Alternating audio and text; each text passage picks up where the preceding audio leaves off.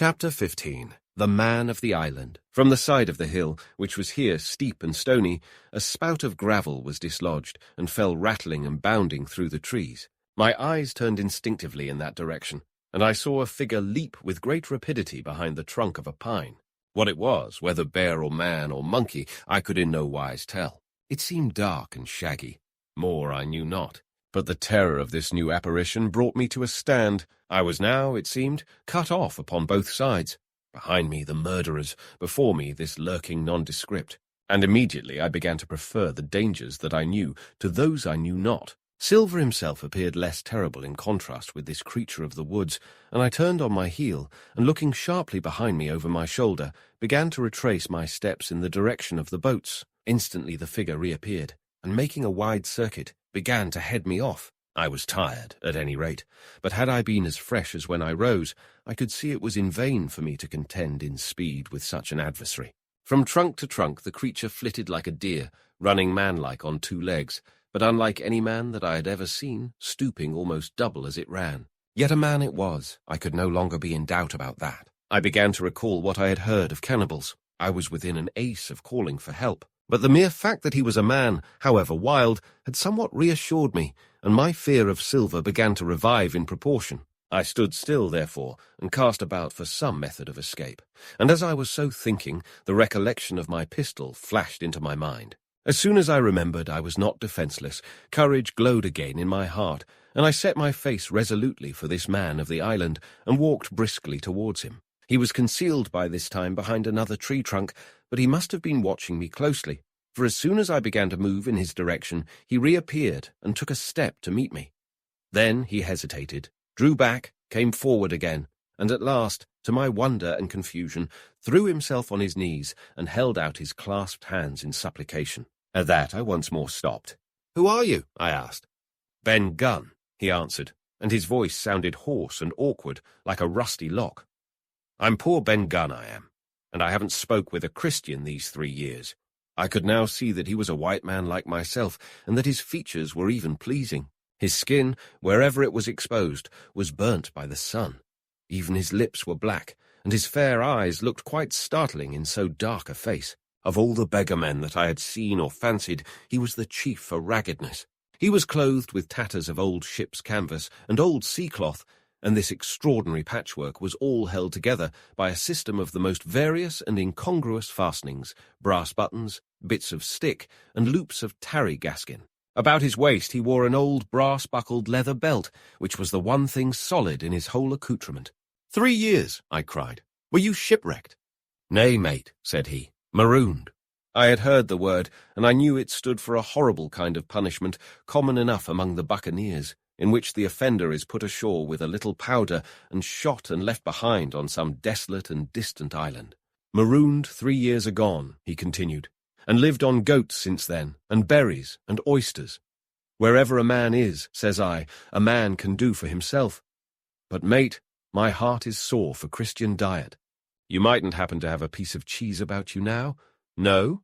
Well, many's the long night I've dreamed of cheese toasted, mostly, and woke up again. And here I were. If ever I can get aboard again, said I, you shall have cheese by the stone. All this time he had been feeling the stuff of my jacket, smoothing my hands, looking at my boots, and generally, in the intervals of his speech, showing a childish pleasure in the presence of a fellow creature. But at my last words he perked up into a kind of startled slyness. If ever you can get aboard again, says you, he repeated. Why now, who's to hinder you? Not you, I know, was my reply. And right you was, he cried. Now what do you call yourself, mate? Jim, I told him. Jim, says he, quite pleased apparently. Well, now, Jim, I've lived that rough as you'd be ashamed to hear of. Now, for instance, you wouldn't think I had had a pious mother to look at me, he asked. Why, no, not in particular, I answered.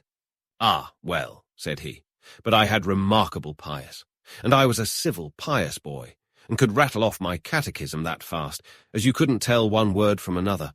And here's what it come to, Jim, and it begun with Chuckfarthing on the blessed gravestones.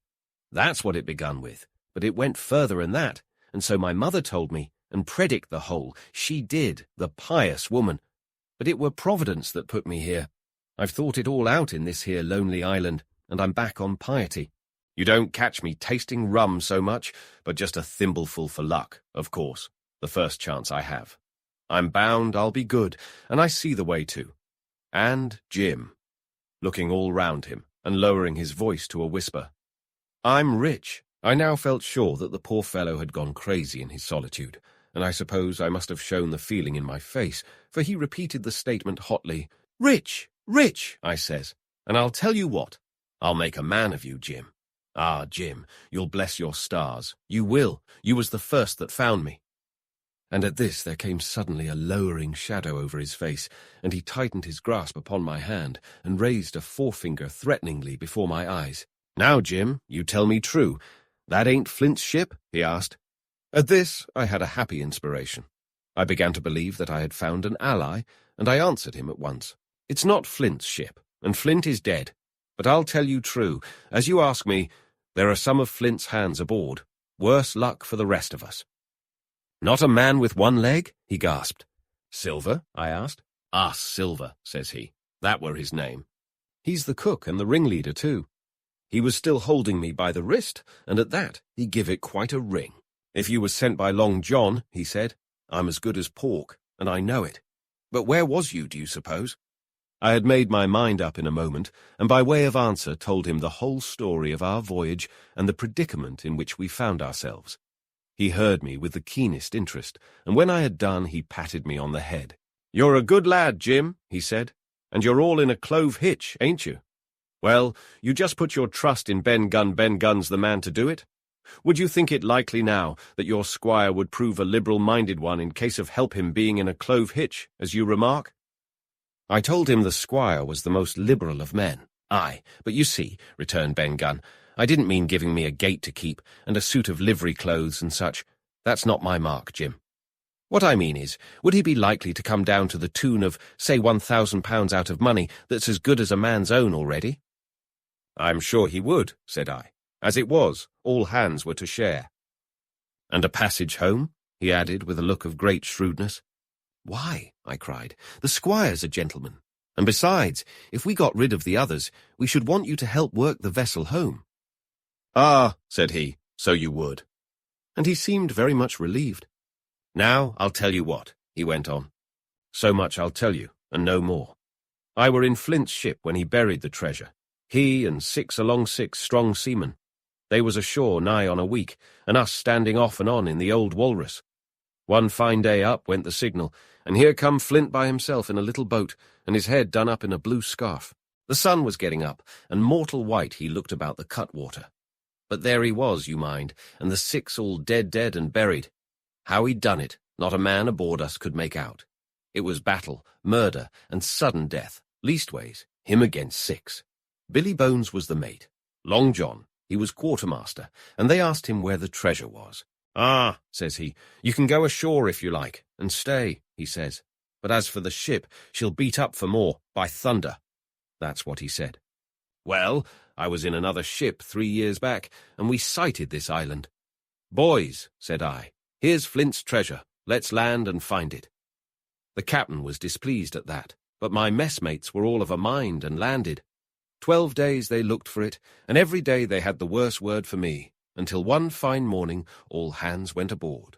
As for you, Benjamin Gunn, says they, here's a musket, they says, and a spade and pickaxe. You can stay here and find Flint's money for yourself, they says. Well, Jim, 3 years have I been here, and not a bite of Christian diet from that day to this. But now, you look here, look at me. Do I look like a man before the mast? No, says you. Nor I weren't, neither, I says. And with that he winked and pinched me hard. Just you mention them words to your squire, Jim, he went on. Nor he weren't, neither. That's the words. 3 years he were the man of this island, light and dark, fair and rain. And sometimes he would maybe think upon a prayer, says you, and sometimes he would maybe think of his old mother, so be as she's alive, you'll say. But the most part of Gunn's time, this is what you'll say, the most part of his time was took up with another matter, and then you'll give him a nip, like I do. And he pinched me again in the most confidential manner. Then, he continued, then you'll up, and you'll say this. Gunn is a good man, you'll say. and he puts a precious sight more confidence, a precious sight. Mind that in a gentleman born than in these gentlemen of fortune, having been one himself. Well, I said, I don't understand one word that you've been saying. But that's neither here nor there, for how am I to get on board? Ah, said he, that's the hitch, for sure. Well, there's my boat, that I made with my 2 hands. I keep her under the White Rock. If the worst come to the worst, we might try that after dark. Hi, he broke out. What's that? For just then, although the sun had still an hour or 2 to run, all the echoes of the island awoke and bellowed to the thunder of a cannon. They have begun to fight, I cried. Follow me. And I began to run towards the anchorage, my terrors all forgotten, while close at my side the marooned man in his goatskins trotted easily and lightly. Left, left, says he. Keep to your left hand, mate Jim. Under the trees with you. There's where I killed my first goat. They don't come down here now. They're all mast-headed on the mountings for the fear of Benjamin Gunn. Ah, and there's the cemetery, he must have meant. You see the mounds? I come here and prayed, nows and thens, when I thought maybe a Sunday would be about due. It weren't quite a chapel, but it seemed more solemn-like.